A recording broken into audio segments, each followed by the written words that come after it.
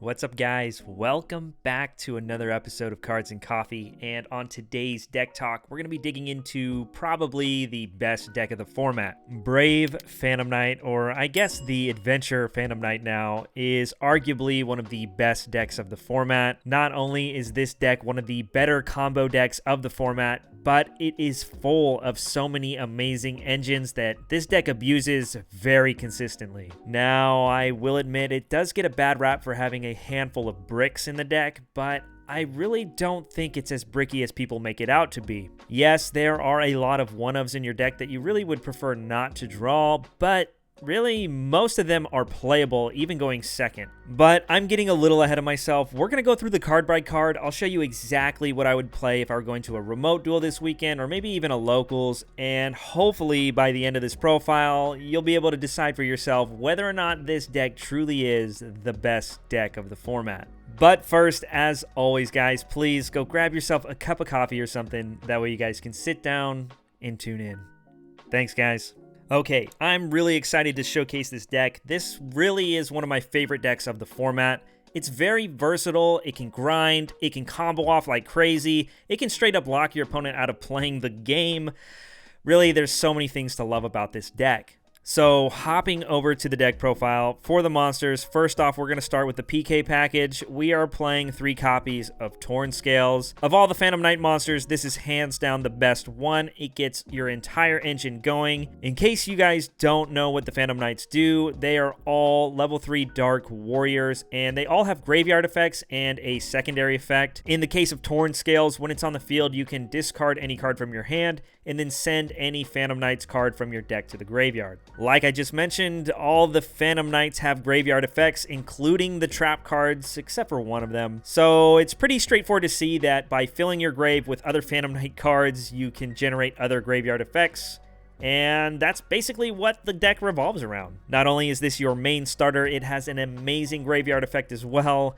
Whenever you banish a Phantom Knight card from your graveyard, you can special summon this from the grave. The most important thing about this card is its effect to dump something to the grave doesn't activate on summon. You can activate it whenever, and that's very relevant when you're playing the Adventure package, because the Adventure package does have a condition where when you activate the token spell, for the rest of the turn, you can't activate monster effects on the field unless those monsters were special summoned. This doesn't stop you from using your graveyard effects, and it doesn't even stop you from your extra deck monsters, obviously, because they're special summoned. But what this does stop you from doing is using any of your effects of the monsters that you've normal summoned. So, for example, if I were to normal summon Torn Scales and use its effect, then it just guarantees I cannot use my Adventure package for the turn. This is also why we don't play cards like Tour Guide anymore, because, well, it's an effect that activates on normal summon. But Torn Scales is still really amazing because, again, it special summons itself from the grave. So as long as you wait till you special summon it to use its effect, then you're all in the clear. After the Torn Scales, we are playing 3 copies of Silent Boots. Boots is one of my favorite Phantom Knights. It's one of the OGs since when Phantom Knights really first came out. While it's in your hand, if you control a Phantom Knight monster, you can special summon it from your hand.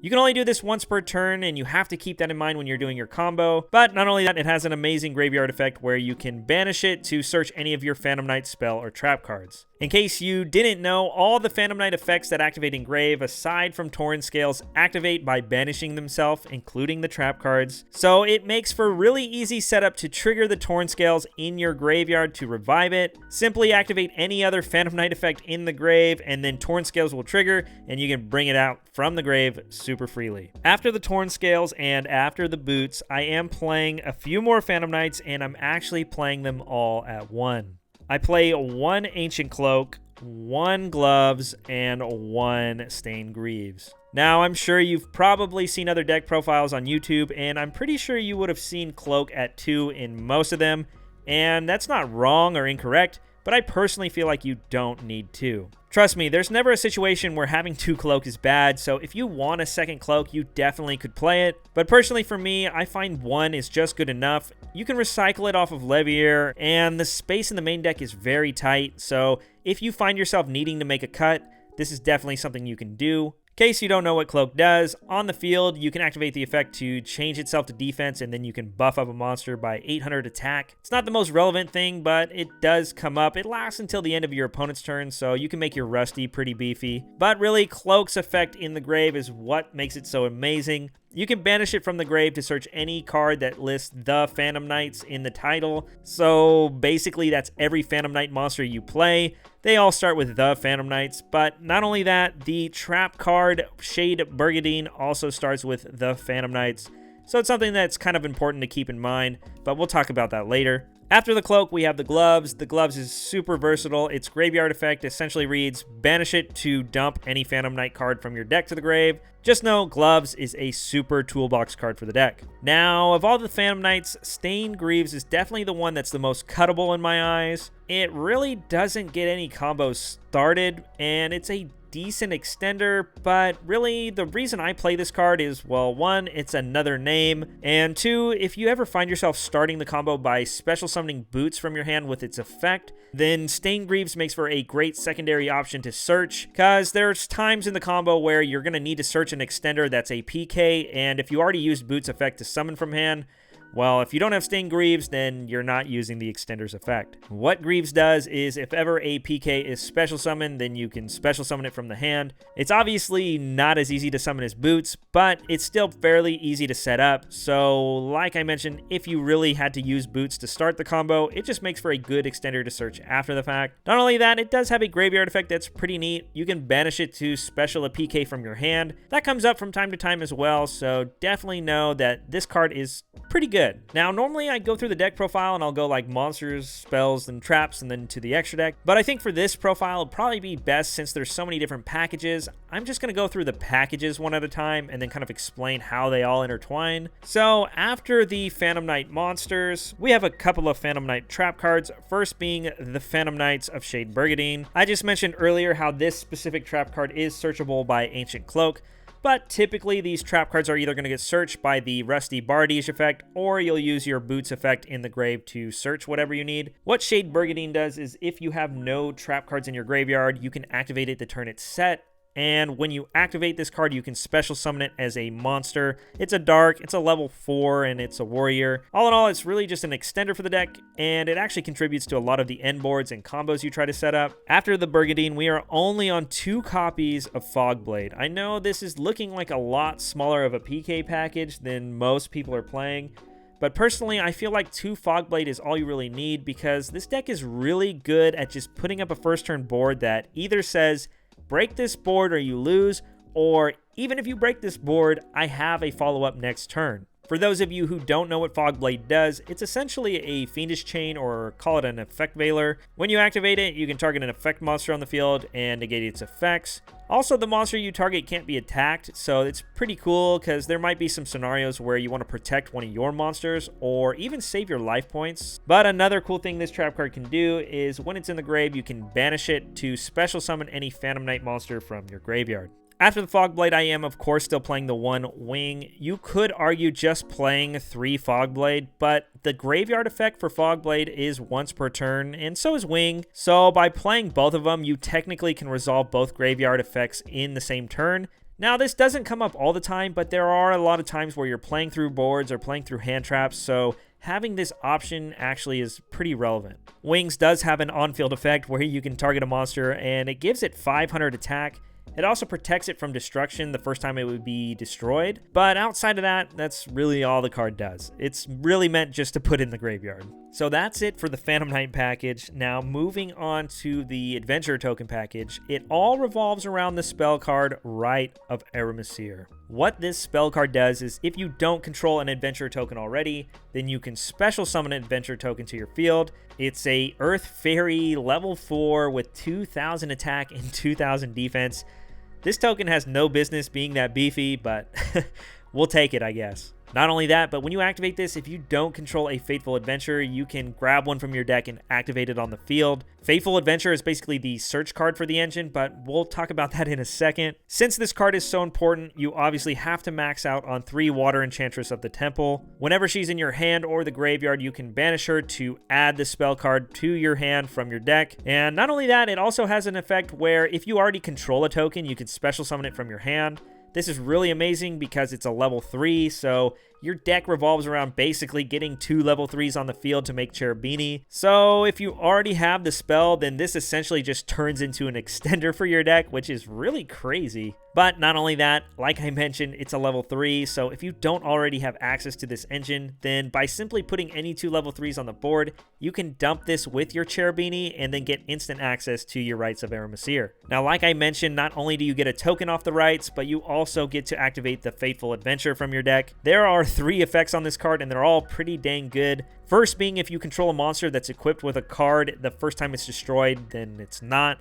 So a little bit of protection, not super relevant, but I guess if you have something equipped to your token, then you can protect it from battle, I guess. It only protects from battle. It doesn't stop you from getting popped by like DPE or anything, but all in all, the protection's pretty cool. But probably the best effect this card has is once per turn during the main phase, you can add a monster from your deck to your hand that mentions Adventure token in the effect text of the card, which is both monsters that you play. So again, it just searches any monster you need. But then after the fact, once you search a monster, you have to discard a card, which is kind of a bummer. But when you're playing a bunch of Phantom Knight monsters that all have graveyard effects, yeah, it's really not that big a deal. Not only that, it has another effect where once you normal or special summon a monster while it's on the field, you can add Dracoback, the reliable dragon, from your deck to your hand. This is just an equip spell that you can use to equip to, well, whatever you want. But if ever it's equipped to one of your tokens, then you can bounce a card your opponent controls back to hand. It's basically a Vashuda for the deck. It's really crazy. Not only that, but it also has an effect where once per turn when it's sent to the graveyard, you can actually re-equip it from the grave to a token you control. Again, just a bunch of different ways to get free discard fodder for the deck. It's kind of a pseudo brick, but really it's just a great board breaker, and who doesn't love free discard outlets? Now, if you're wondering why the heck we're going through all this trouble, it's basically to get access to Griffin Rider. What Griffin Rider does is, as a quick effect during either player's turn, if you control no monsters or an adventure token, you can special summon it from the hand. And its on-field effect is, during either player's turn, when a card effect is activated while you control a token, you can shuffle it back into the deck and negate the activation of the card and destroy it. So basically, it's an Omni-Negate that's super easy to get access to. And that's what makes this deck so insane. Once you get access to Cherubini or just your spell card in general, it is super easy to throw this Omni-Negate on the field with the token, and doing it before or right on the 5th summon happens all the time. This engine is going to be splashed in so many decks, but personally I think the Phantom Knight deck is the deck that abuses it the best. Moving on from the Adventure package, we are of course playing the Artifact package.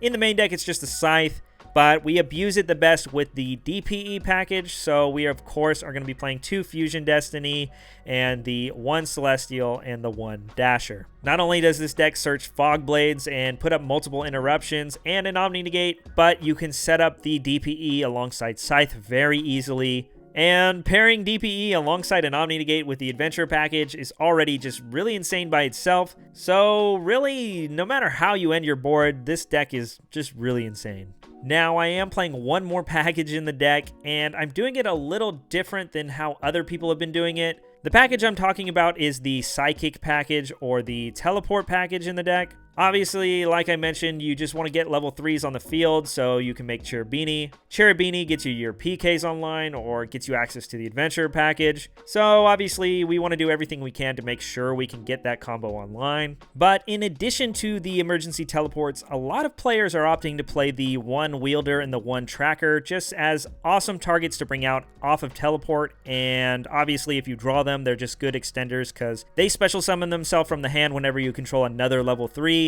So again, obviously, drawing any of these 5 is really good. But me personally, I don't play these.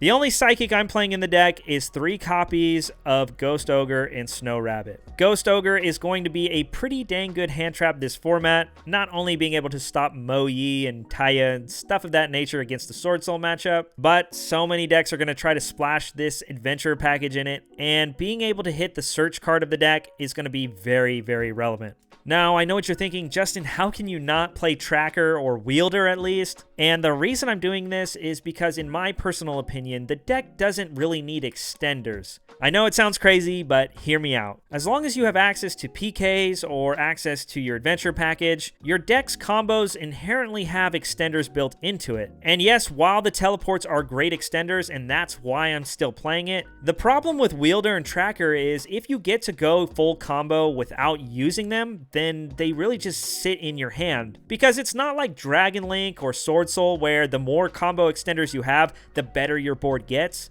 This deck, no matter how many extenders you have, if you resolve full combo, your board is the same. So rather than playing 5 extenders, I just figured the 3 teleports are really good, because not only that, if you don't wind up using the teleport in your combo, then obviously you can just bring out the Ghost Ogre from your deck as an interruption because, well, Ghost Ogre's effect works in hand or on the field. Teleport is really insane, so I really think you need to play it. But again, as far as the Tracker and the Wielder, I don't know, they're just kind of average to me. Now, after the teleports and the Ghost Ogres, I am playing one more hand trap. I'm playing 3 copies of Ash Blossom and Joyous Spring. Ash Blossom obviously is one of the best hand traps in the game right now, just being super generic. It's not super high impact, but it does stop the adventure token package. And of course, it just has applications against basically every matchup. That's actually the last of the monsters I'm playing. After that, I only have a handful of spells. First being Rhoda, obviously. Your whole deck's warriors, so this is just an amazing consistency card. 1 Foolish Burial. This is a PK or an adventure token package card, so you definitely want to play this. It's not the best card, but it definitely is a very versatile card. And after that, the last one-of spell I'm playing is the Called by the Grave. Obviously, you can stop hand traps with this, just helping you resolve your PK cards or even push through your adventure package. But not only that, with PK being such a popular deck right now, this is actually a card you can draw as your 6th card for turn to help out the Scythe from locking you out of the game. And speaking of stopping the Scythe combo and breaking boards, we are obviously going to be playing 3 copies of Forbidden Droplet. Of all the cards in the game right now, this is definitely the best board breaker. Stopping Scythe, turning off Omni Negates, and being a defensive card you can set going first, Forbidden Droplet, hands down, is probably the best card of the format, at least right now. So that's it for the main deck. 42 cards, like I mentioned earlier. I know there's a couple ratios that might be different than most people, and again, I've cut some cards that other people would like to play. So comment down below. Let me know what you think. Have you tried similar ratios, or maybe you think that I'm completely crazy? Just let me know down below, and let us all know, what ratios do you prefer to play, and why? Moving on to the extra deck, I do play 2 Link 1s. I know some people like only playing 1, but I find it's very important to play both Almirage and Link Spider in the deck. Link Spider is very great. Of course, you play tokens, so there are going to be times you need to link it off to help set up Verte Anaconda plays. But not only that, you do get Nibiru'd from time to time if you don't have the adventure package. So being able to link the token off into Spider and then use an extender or one of your PKs engraved to bring something out makes for an easy Verte Anaconda to set up your DPE. So Link Spider, in my eyes, is super necessary.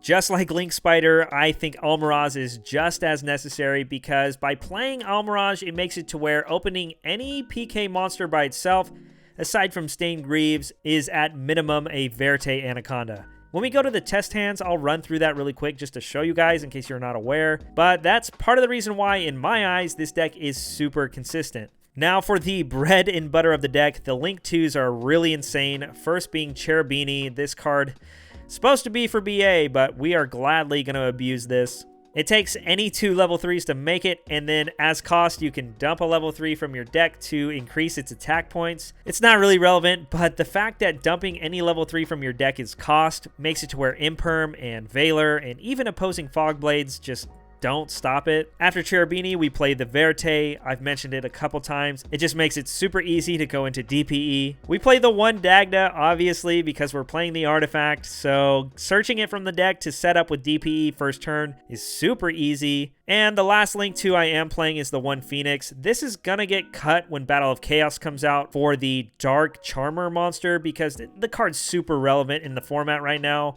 But right now, this is a pretty good placeholder for that card. To go along with the Phoenix, I am playing the one Unicorn. Again, it's just a good board breaker. It's a Link 3 to climb into access code.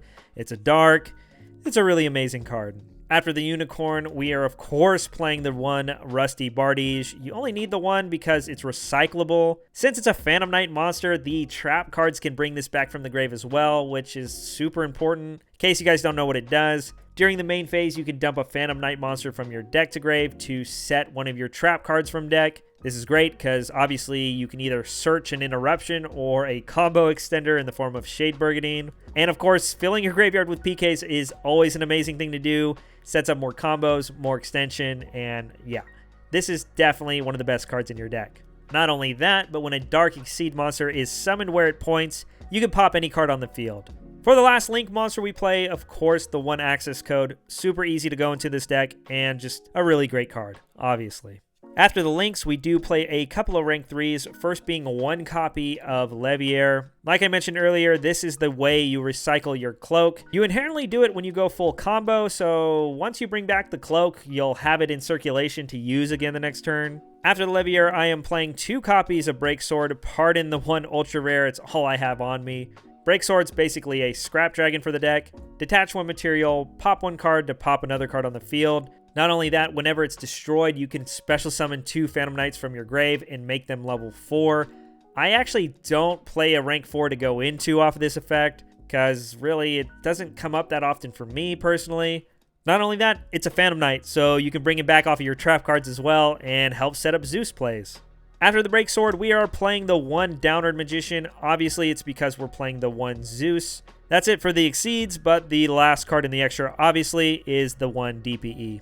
I've said it quite a few times now in other deck talks. This card is truly amazing, and any deck that can abuse it definitely should use it. Alright, so we're going to run through a couple of test hands here, but before that, I wanted to show 2 really simple one-card combos. First being the Adventure Token package, so basically opening any one of these, and the one-card Anaconda play I was talking about with any one of your Phantom Knights. Stained Greaves actually doesn't accomplish this, so exclude that. And if you had only Torn Scales, then you're actually going to do a way better combo. So any of the other Phantom Knights actually gets this job done just the same. So first things first, we're going to start with the new stuff. Obviously, all you need is access to Rite of Aramesir. So for argument's sake, we'll just say we only open the Water Enchantress for turn. We'll activate the effect in hand and banish her for cost, searching Rite of Aramesir from deck. Then immediately after, we can activate the Aramesir, special summoning the token to field, and grabbing the Fateful Encounter from the deck, and of course activating it onto the field. After that, again, we're assuming we have no other extenders or combo pieces. We'll activate the effect to search the Griffin Rider, and then immediately after, discard a card. Then, of course, you control a token, so you can activate the quick effect to special summon it from your hand to the field. And now, immediately after that, since you summon a monster, you can add the Draco back from deck to hand. So that's basically the combo in a nutshell. Any way you can get access to Rite of Aramesir is going to end in this kind of board. One thing that's actually really cool about this is it actually plays around Nibiru as well. Again, we don't play these cards, so I'm just using these as blanks for an example, but essentially if you can summon 2 level 3s to the field, you link them off into Cherubini. Cherubini will then dump your Water Enchantress, and I don't know if you've counted so far, that's only 3 summons. Enchantress will use her effect. You'll search the rights, you'll activate the rights, you'll get your token. Again, that's the 4th summon. Fateful will hit the field. You'll use the effect to add the Griffin and pitch a card. And then on the 5th summon, now your Griffin Rider can summon itself to the field. Now just imagine if these were PK monsters. Now you can combo even further past that. And that's what makes this deck so crazy. Alright, so after that, now I want to show you the 1-card PK combo. Again, Stained Greaves by itself does not accomplish this, so it's not a 1-card combo. And of course, if you have Torn Scales, that's a completely different combo. So any of the other PK names will suffice, because really, at the end of the day, all 3 of these names get you access to Shade Burgundy. So, simply put, you'll normal summon the boots, immediately link it off into Almirage, activate the Boots effect, banishing it to search the Bergadine, and again, you have no traps, so you can set the Bergadine, and then immediately after activate it, summon it to the field, and it takes 2 effect monsters, so we'll link it off into Link Spider, and there you go. Instant Verte Anaconda. You'll pay 2k, and you'll get yourself a DPE. And once again, just like the last combo, you will normal summon Cloak, link it off into Almirage, use the Cloak effect to search the Shade Bergadine. You'll set the trap and then activate the trap, link it off into Link Spider, and then link those 2 off into Verte Anaconda. I don't think I need to show you again with gloves, but again, very similar. You'll link this to the Almirage, and then Almirage will either dump the Boots or the Cloak to the grave to proceed with the combo from there. Alright, so those are some really easy 1-card combos. Let's hop into the test hands, and we'll see what this deck can do.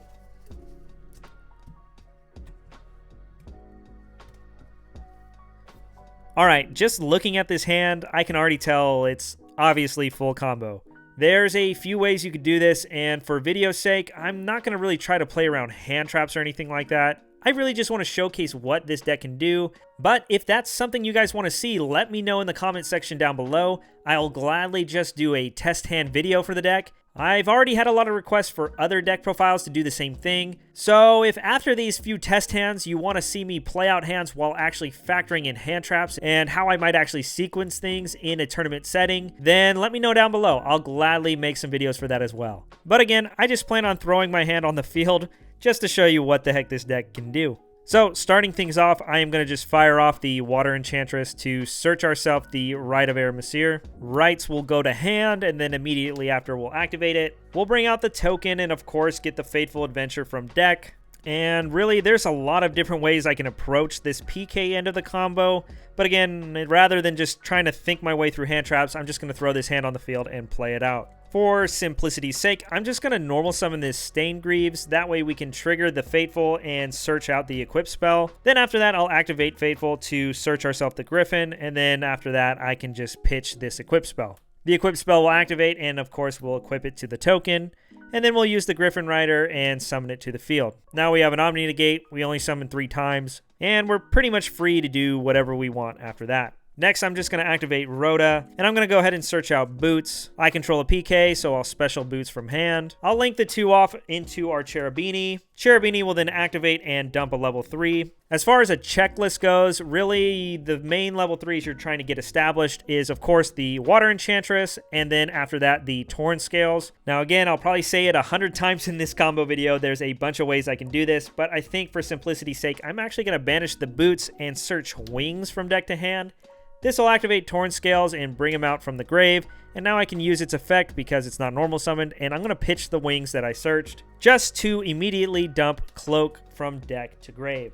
After that, I'll activate the Cloak and then search Gloves to my hand. And then after that, I will activate the Greaves to summon the Gloves from my hand. Then after that, I will Exceed Summon for Leviair, activate Leviair's effect, special summoning the Cloak back to the field. Again, just keeping it in circulation. Rusty will hit the field. We'll activate the Rusty effect. We will set ourselves a Fog Blade. And really, you can dump any PK you want. So in this case, I think I'm just going to dump Boots because, well, that way I have one in my grave for next turn. After that, we can activate the Wings in the graveyard and banish it to special summon any PK to the field. In this case, I think I'm just going to bring out Cloak. I'll use Cloak's effect and I'll boost up the Rusty for 800 till the end of my opponent's turn. And then immediately after that, I will link these 2 off into Artifact Dagda. Dagda hits the field, and then of course I can activate the Gloves from my grave. Dagda's effect will chain to the activation, setting the Scythe to the field, and then of course Boots will dump the Fog Blade.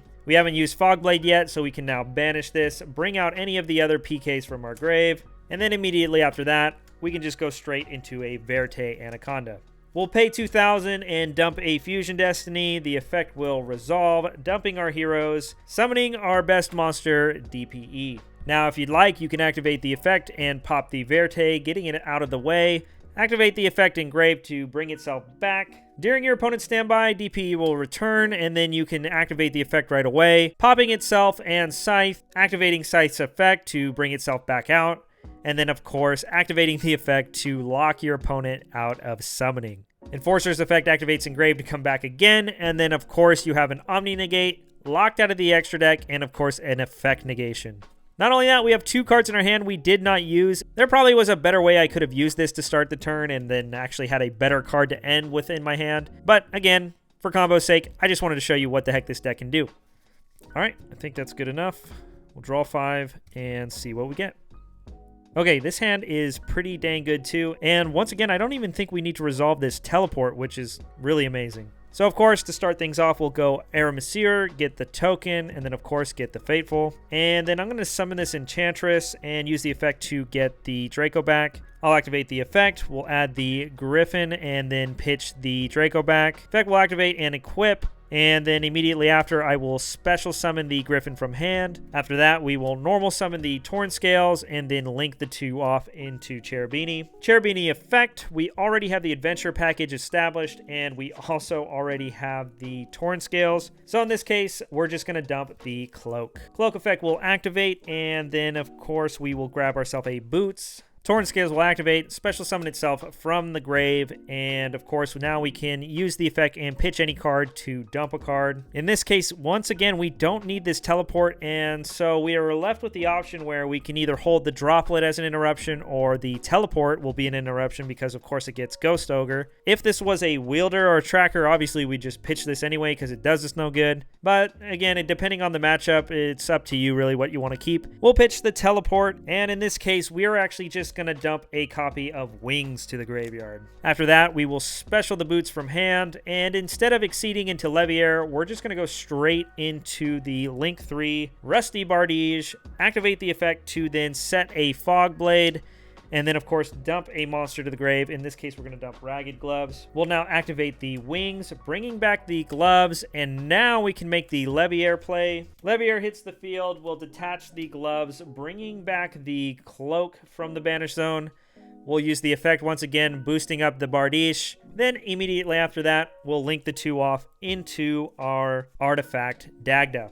Next, we'll activate the Gloves. Dagda will chain to set the Scythe. Gloves dumps another copy of Fogblade. And then after that, we can just activate the Fogblade, bringing back any of these guys to then immediately link them off into our Anaconda. We'll pay 2,000, dump the Fusion, and then dump the materials. And once again, DPE hits the field, and you can always pop it and the Anaconda, activating its effect to bring itself back. We have a Droplet now that we can set. It could have also been Emergency Teleport, like I said. So now in the standby phase, DPE returns. You'll use the effect to pop itself and the Scythe. Scythe will activate, bringing itself out, locking your opponent out of the extra deck once again. And now, just as a little checkup on what we have, DP is going to return on the next turn. You have an Omni Negate. They're locked out of the extra deck. You have a Fog Blade for an effect negation, and then of course we have the Droplet as well. Could have also been the Teleport to be a Ghost Ogre to maybe stop the Fateful Encounter. Not only that, but at the start of your turn, of course you have a Pot of Greed in your grave. You have your DPE returning. You can search a trap, search a monster. Torn Scales will recover itself and dump another thing. Enchantress can search another token generator. Adventure can get you back to your Griffin if you shuffled it back into the deck for a negate. And if Fog Blade is in the grave after using it, or maybe sending it with your Droplet, then of course it can bring back any of the Phantom Knights or the Rusty. And speaking of Rusty, this can also dump more and also get your Shade Burgundy that we didn't have to use for the combo. Again, this deck is really insane, super consistent, and there's so many different ways you can play it. And I'm just throwing my hand on the field. I'm really putting little to no thought into this combo. So that's all the time I have today, guys. I really hope you enjoyed the deck profile, and I hope you enjoyed the test hands. If you really want to see some more technical gameplay out of the test hands, then let me know. I'll gladly make another test hand video. I think it's pretty self-explanatory. This deck is obviously very crazy, but again, we do have all those pseudo bricks in the deck, so really, it's up to you. What do you guys think? Is this deck really the best deck to beat, or is it just another top tier contender that you're going to see at all the top tables? Once again, I hope you guys enjoyed the video. None of this would be possible without any of you guys, so here's hoping to see you guys on the next episode. Peace.